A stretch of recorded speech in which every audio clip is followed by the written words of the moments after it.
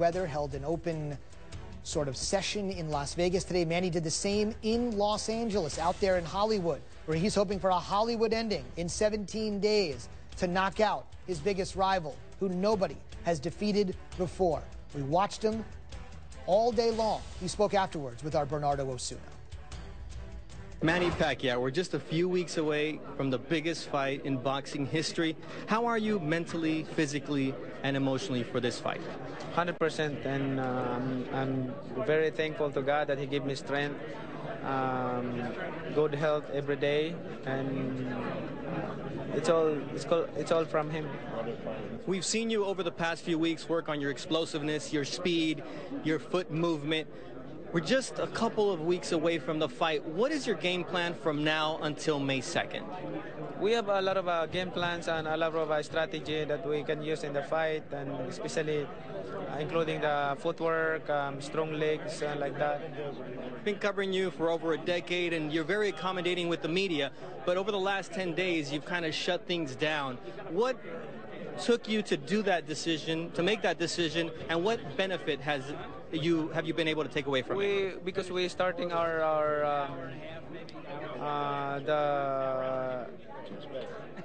priority strategy.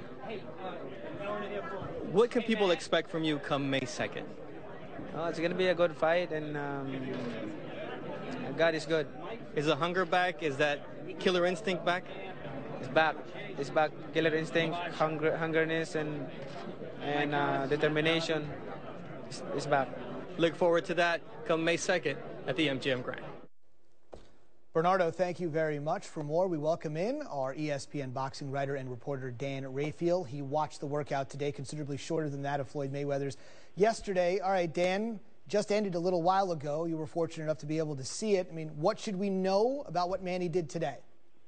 Well, it's the same thing with Floyd yesterday. This was a workout that was more for show. I mean, Floyd, I think, did a little bit more strenuous because his gym is typically more open and there's always more people around, I guess, when he's doing his actual workouts. But with Manny today, you could tell by the way he was acting, he was laughing, he was joking with Freddie Roach, his trainer.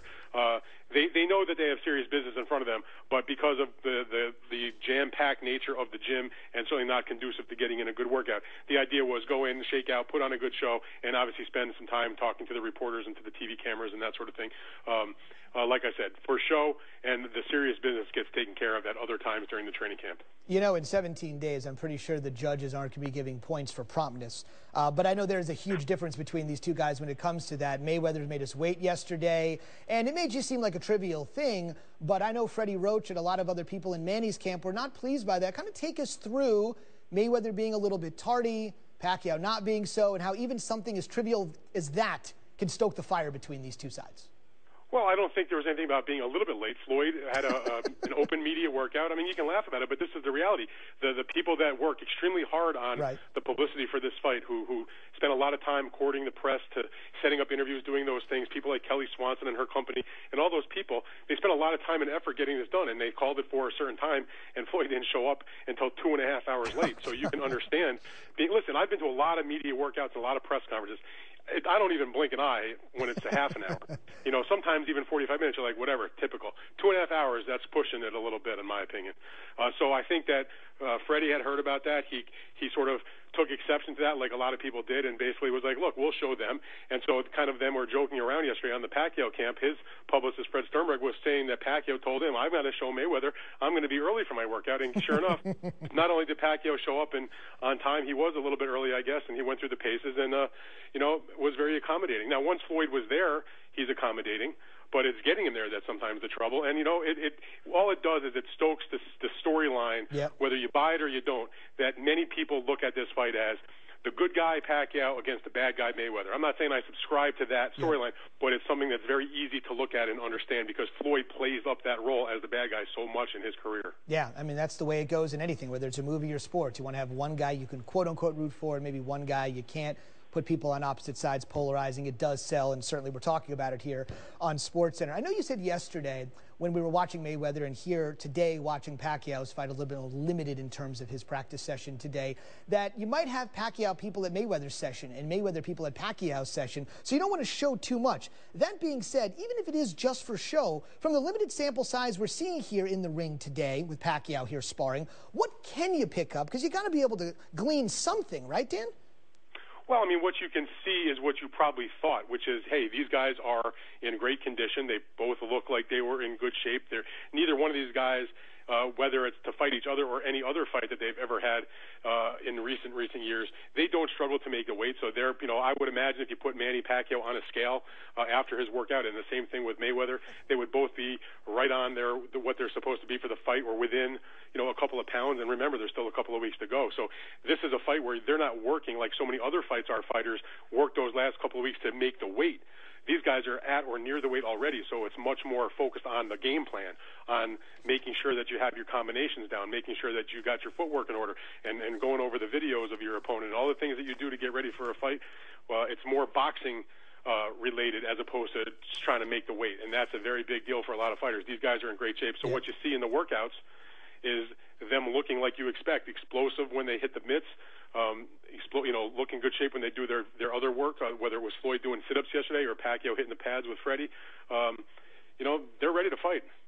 Indeed, and all roads lead to Las Vegas as they get ready to fight on May 2nd, and that's where I want to ask my last question. I know there's been a lot of frustration here in terms of just buying tickets. There's certainly no lack of interest in this fight here, Dan, but buying tickets, getting them out to the public. I know with, a little over 2 weeks to go to the fight, some of that's still up in the air. I know it's causing fan frustration. If somebody's watching here tonight that's interested in going to the fight or knowing more about the fight or getting to Vegas, what can you tell them here? Well, the first thing I can say is I don't have any tickets, so stop asking. Sorry, I won't do that again. In all seriousness, I mean, it really is a real shame. It's really kind of a joke.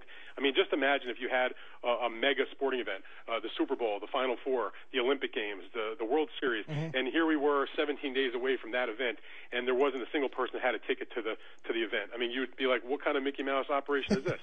They only have 16,000 and change tickets to deal with, right. Whereas if you're at a Final Four, it's a big dome, or if you're at a Super Bowl, it could be 100,000 seats or something like that. But you still got to get it taken care of. And there's issues between the two promoters and the casino about how they're dividing up the tickets, and it's become a real problem. The Pacquiao camp claims that it's the Mayweather camp that's slowing things down, and of course the other side says it's them that's being the impediment to doing this. At some point they're going to do that. I heard Bob Arum say on the workout show today when he was talking that they hope to have the tickets on sale by the end of this week, and then he said, we'll see. Now, they've been saying for the past probably about a month, next week. Well, we're now 17 days away, and there's still nobody that has tickets. And more importantly, because the vast majority of the public is not going to get a ticket for the fight, but there are many tens of thousands of people who are going to make their way to Vegas who want a ticket for the closed circuit locations, where they can watch in the various ballrooms and the Mandalay Bay Event Center and places like that around the city and the other MGM Mirage properties. And those details have not been announced yet either. So it's a real problem, and it's kind of embarrassing. Really embarrassing. I mean, that's unbelievable. I saw you put on Twitter the other day they've sold $12 million in match sponsorships. I don't think they're worried about selling tickets or making money. They're making money in every conceivable way. But we'll wait to see, and of course, if we hear anything, we'll pass it along to the fans, because 16,000 people, or certainly more than 16,000, that want to make their way into the MGM Grand Garden Arena in 17 days. We'll have to hash that out. Can't wait for it. Well, what would this fight be? What would boxing be, of course, without a little bit of drama getting us set for Mayweather-Pacquiao? Dan, I really appreciate it. Thank you very much.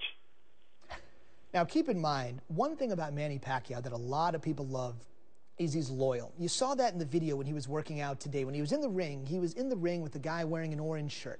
That guy's name is Buboy Fernandez. Manny has fought 407 rounds in his career. There he is, just on the left there, you see him. He's fought 407 rounds in his career.